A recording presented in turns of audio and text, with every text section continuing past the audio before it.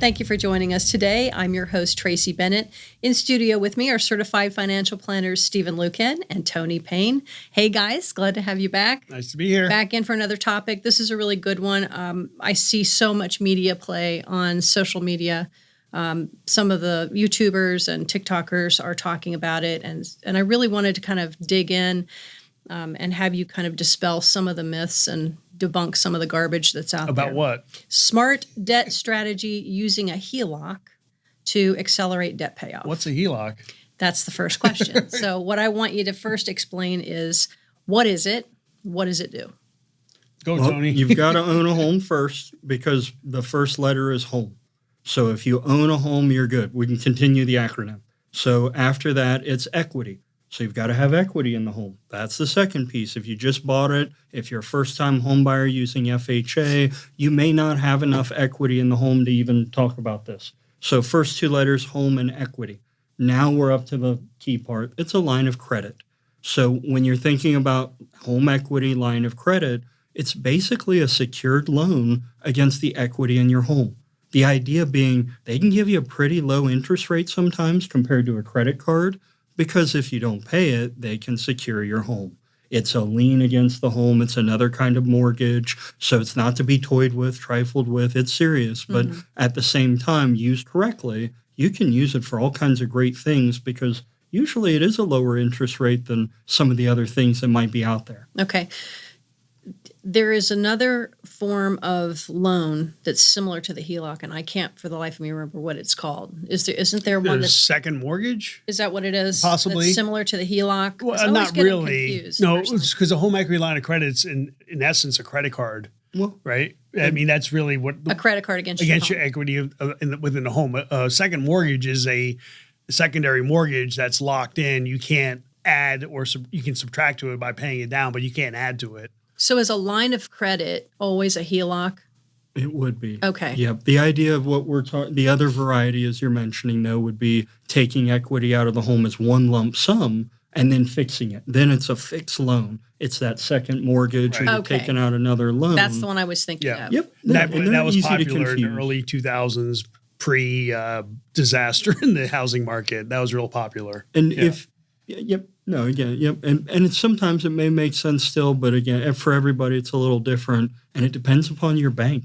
And maybe you have a mortgage company that doesn't offer home equity loans. That doesn't mean you can't have one. So the idea of if you have equity in your home, you might want to go out and reach out to a lender, another partner, if you haven't already been approached by one. Okay. So the visual of this is that it's like a credit card tied to the house. We've established that. Why would somebody even think about using their home equity instead of just paying off their credit cards the usual way if they were kind of, or getting a personal loan? Well, I would keep it separate. It's not about paying off credit card, or we're assuming that you're debt-free in this, or if you're not debt-free, don't toy with that HELOC, worry about your debt. So we're focused on that person who may not have the credit card debt, or you're in that credit card debt of 30% interest, and you could take out that loan against the home or against a line of credit, and maybe that loan's 8%. Okay. So you're looking at the difference of 30% versus 8%, and that's where the math may say, oh, this is easy. And where we've learned, though, of the behavioral piece of, well, what do you do with those credit cards when all those balances are zero again? Are you keeping them at zero, or are you just shifting that back to the 8% again over time? So that's why I wanted to interject a little that's bit. A good point. Because it could be scary if you're thinking about, I'm just shifting debt from pile A to pile B. Well, that's assuming you're going to keep paying it down. And you jumped straight to the usage of it. There's two aspects. There's just the application, just to have a line of credit. You don't have to use it. So you can have a line of credit of tens of thousands of dollars against the equity in your house, but you don't have to use it. You can just sit there. And that's a good tool to have in your tool belt, where if you need cash, some people use it as a cash reserve, an emergency fund, as an option. Right. So if you have a $50,000 or $100,000 line of credit, where if you need money, that's your resource. You mean for job loss and stuff like that? Anything, job loss, home improvement, buy a car, whatever it might be, whether or not it's advisable, that's a secondary question, but it's there for you. I've seen people use a line of credit to purchase the next house before they sold that house itself. Don't tell the bank that, though. Right. They don't like you buying real estate with that. You've Right. got to read the fine print. That's the other but you're question, exactly right? That's the other thing. You have to worry about what's in the details of that line of credit. And again, getting into the usage a little bit, because I think because they ask you, what do you want it for? Right. Yeah. Right. And that's where you be honest, state it. You might be a little vague, but be honest there. But the idea of, okay, now that I have it, how do I use it? That's the next step. We're jumping into it. But the idea of, can you shift debt to a lower rate? Maybe. I mean, even the idea of, you know what, you love that toy, you want to go out there, you're going to buy that boat, the dealership has it at 13%, you could borrow against your house at 7%. Either way you want the boat, you're going to pay for it, you want to finance it. Home equity loan gives you the ability to borrow at a lower rate because it's a more secured loan. Now, we're not saying go out and buy that if your finances don't allow that. And that's where, again, it can be dangerous used the wrong way. Mm-hmm. Yeah. Okay. Benefits and risks of using it. So what's the upside down, or what's the upside that get people excited about it? It's easy. It's just, right. it's easy. You have cash. a checkbook. You have a checkbook. Yeah. Okay. The other one, too. Easy to trip up on, though. Well, part of the ease, though, and why you would use it, let's say you're a retiree and you're already at the end of the year, it's November, December time span, you've already taken out your RMD for your required minimum distribution. Maybe you took out other money. You're in a higher tax bracket now. Well, it's Christmas time. I need to go buy stuff. Well, if you use your home equity loan and then you reimburse yourself out of your minimum distribution next January, well, now instead of going up from maybe the 28% or 30% tax bracket effectively up to 37 or 39, maybe you're keeping it a little lower because you borrowed the money. You're using that home equity loan for all those great purchases, all that fun, and you're being responsible, paying it down. You have a plan. So that's another where you might have a why to it aside from just it's easy, I'm going to go into debt in a bad way. Mm-hmm. Or avoiding the credit cards, to Tony's point. Use the equity line of credit at maybe 8 or 9% versus the credit card at 19, 20%. Mm-hmm. Right? So the interest savings alone. Yeah, the credit cards seem like they're getting even higher. Yeah, that would make sense. Right. So that's where the home equity line of credit could be more advantageous for you. Is that so? I know we talk about, is it velocity banking that I'm thinking of? I don't know. No, I think that might different show. Yeah, different show for that one. But the idea though of if you're going to have a line of credit, know your it's almost. I hate the word irregardless. I know we both do. Right, so let's just say regardless of your situation, the idea is you want to know your lifestyle. What am I spending? Now, on top of that, now I know what I'm spending. And then I can debate, is it a credit card? Is it my debit card? Do I use my home equity loan? Then you can be a bit more strategic, but the dangers and all that come from not knowing what you're spending and just kind of being drugged around and using it when you think you need it. Yeah. So you have to have some discipline. Yeah. And you have to, again, the most important thing is on the application process is understanding the structure of that home equity line of credit with the bank. How does the interest rate apply? How often will it change? Are you allowed a certain number of transactions on the equity line? Just ask the questions. So those are kind of common mistakes to avoid. Well, it's not mistakes. You just don't know what you have to understand. What the footprint of what you're dealing with. And a possible pitfall, if you are someone who's relying on that for your emergency fund, that relies upon your home being able to be borrowed, the line being open. So you have to have it open. Sometimes there's a fee with that. So we'll get that question, I'm not using my line, should I pay the fee for it? Well, first call them, negotiate, see if they'll waive the fee. And if not, you might ask yourself, is it worth this line? Maybe it's a $100,000 line of credit and you're paying $200 a year for it. You know what? Is it worth it so that I have access to $100,000? It might be for you. So again, it's not to say fees are always bad in that, but be mindful of it because you might be able to open one with someone else. Does a HELOC? So is it only through a bank, or a banking institution? Credit union. I could say it that way. Banks, credit unions, some other private lenders. We won't go there though. Do they? Is there like a federal jurisdiction over the interest rates for those? I'm not sure. I don't know how it's bank to bank. Can they really compete? Yeah, against each other? Right. They're going to do They're going to look at your current mortgage. Mm-hmm. They're going to do an appraisal on the house, right, or condo, whatever you own, to make sure it's valued properly. they're going to do their due diligence because they're giving you they're giving you access to money.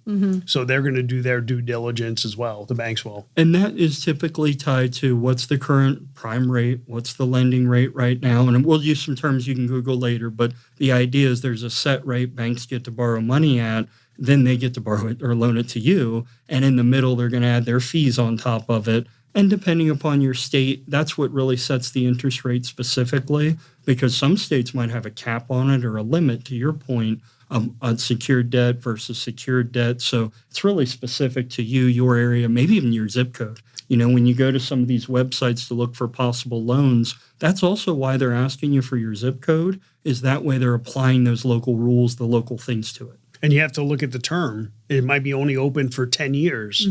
That's, I think, the traditional 10-year term. So in 10 years it expires, you may have to refinance. If there's a loan against it, you have to reapply. Then if you have to worry if you have no income, what if you're retired? The bank wants W-2 income. They don't care how much money you have in your IRA. So that's a good pre-retirement strategy before you retire. When you still have W-2 income, go set up your home equity line of credit. Seems like you could get in trouble though, like if your cash flow is low and you've got an open line of Just credit. Like anything, it's no different than a credit card. It can get you in trouble. I mean, you're in more trouble if you don't have the money to go buy things. Your groceries, your food. Right. I mean, assuming you're already in that situation of I've lost my job, I've got 3 more months of looking around, I'd say I'd rather have the line open. And to your point, try opening a line when you don't have a job. Especially if you're younger. I mean, when you have investments, Social Security, you might be able to get around some of it there. But when you're a younger person or you're in your working life and you don't have that W-2, good luck. Yeah, they won't give it to you. Should every homeowner have one? I mean, does it make sense just kind of have it in your back pocket? Yes. And just don't touch it? In general terms, yes. In general terms, yes. Not always. People are debt averse, but it's good to have it in your tool belt. That's why I use the word tool belt. It's always good to have. It's sort of like a Swiss Army knife. And right? I'm smiling because you said one of those, the people, if you're debt averse and it's not your comfort level to have debt, or, hey, I don't want the bank hanging over me. I understand that. That's right. Part of our money imprint growing up, and I understand that. I'll just leave it there. But one of the benefits is it's a lien against your property.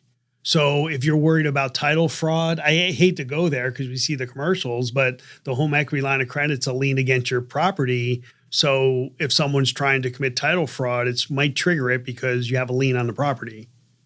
That's interesting. That is interesting. And there's a couple ways. And I hate that. Freeze your credit. I don't want to go there with the lien aspect, the title aspect, but that is one of the good things about it. It sort of secures your property to red flags if something's being done does behind secure the it, scenes. you're saying. Well, the bank knows about it. Yeah. So the bank would be contacted and then it would trigger some conversation and phone calls. Yeah. Interesting. The other thing to worry about too, and this happened in 2008, 2009, the banks can change the game, the rules of the game on you. You say I have $100,000 line of credit, they can send you a letter and say, nope, now it's $50,000 because the bank may be under financial stress and they have to adjust their financial statements because that's the debit and credit aspect of their financial statements. And back to your zip code too. If all the homes in that zip code have depreciated or gone down a bit, that plays into it, where it might not even be your home specifically. It might be might not be that you lost your job. But those are the things that'll play into it out of your control. Think about Florida, right? With all the adjustments in real estate there, with all the condo changes. The other piece too. I mean, we keep going, but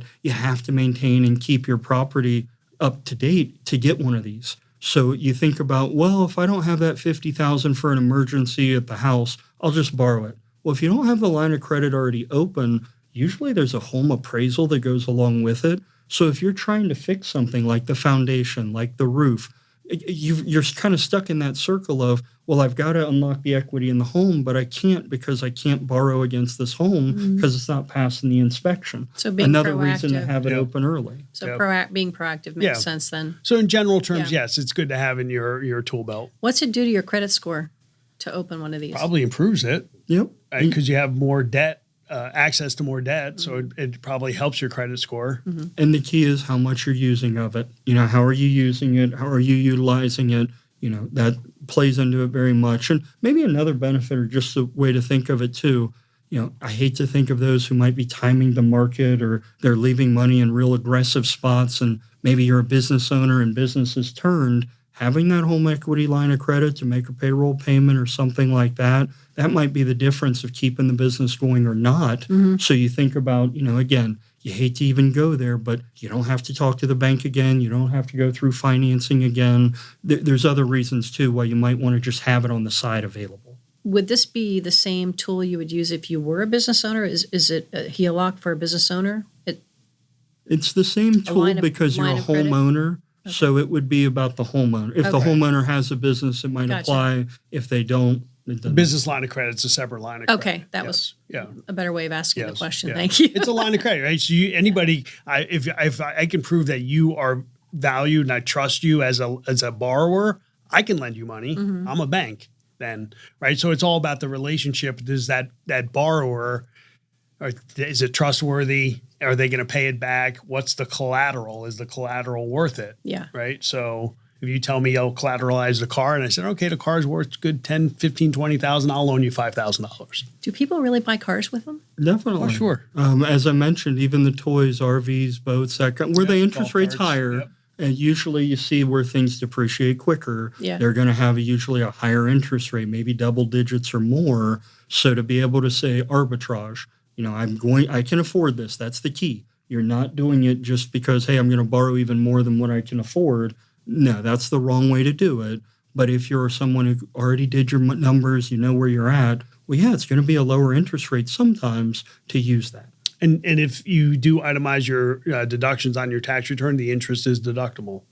Nice. Maybe. Maybe. Right. Yes. There are some caveats to it. But consult your local attorney and accountant. And accountant. And insurance agent, maybe. And certified financial planner. Yes. All right. Shameless plug there. Thank you very much, guys. That's it for today. Thanks for tuning in. We hope you'll share with your friends.